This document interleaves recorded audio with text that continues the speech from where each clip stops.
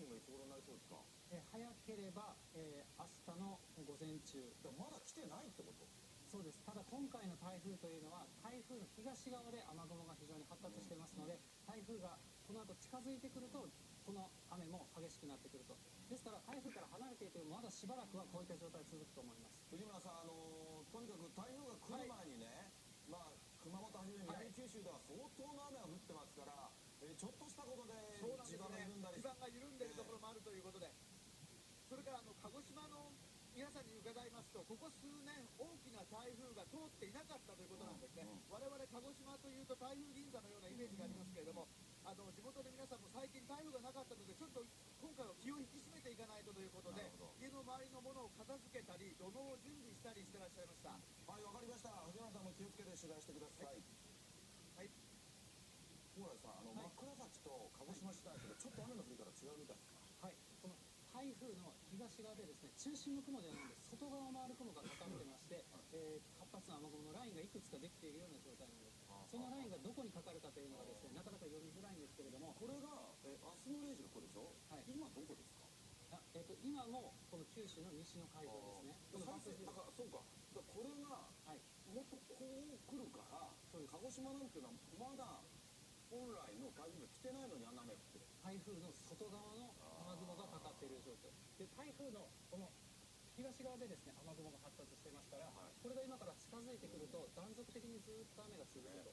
沖縄なんかでも一回大雨の特別警報が解除されて、また今日午前中に大雨の特別警報が出た。台風が過ぎた後も雨が降っちゃう。そうですね。この吹き返しの南風が、予想以上に今激しい雨を降らせています。はい、沖縄などでは大変な被害が出たんですが、これまでの台風8号の状況をまとめております。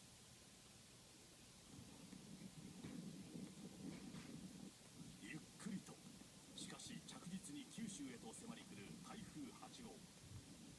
午前11時を回って鹿児島市内もかなり風が強くなってきました。普段は穏やかな錦江湾ですが、ご覧のように白波が立って激しい音をしています。次第に激しさを増す雨風に身構える鹿児島。そして現在もう大雨特別警報が出された状態の那覇市内、また激しく雨が降ってきました。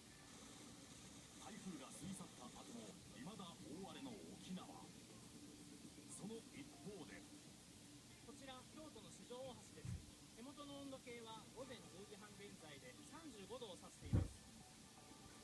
近畿は猛暑日の予想。ところが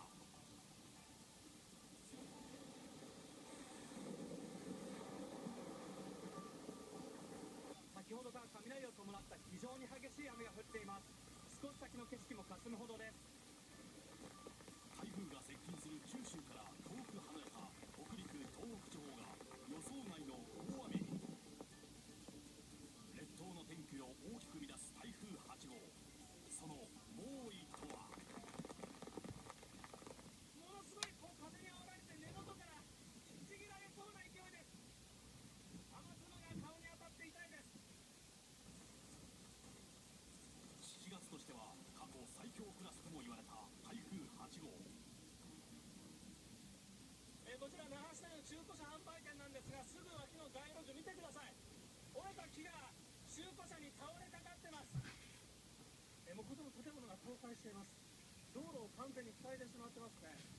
もともとはこれ右手方向、ここに建物があったようなんですが、これが道路側に完全に倒れて、しかもですね、建物バラバラになってますね。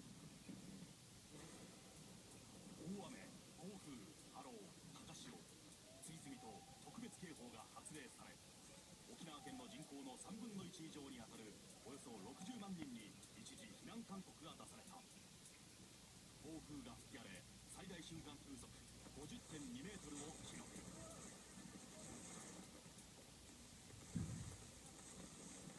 市内を車で走っていると、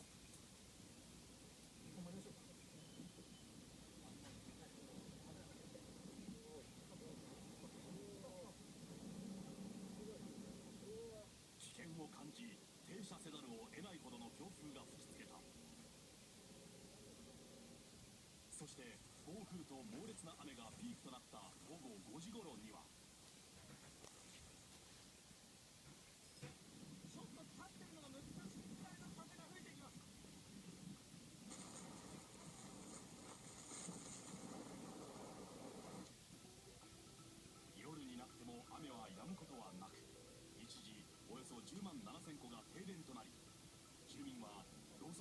中電灯で不安な夜を過ごした。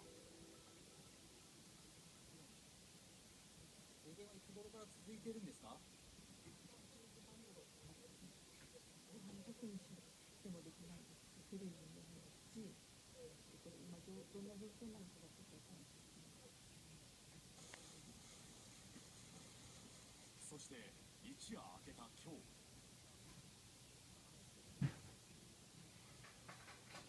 道路は完全に、冠水してます。雨は弱まることなく降り続け、那覇市内で7カ所の道路が冠水、乗用車が水没する場面も。猛烈な雨を受け、気象庁は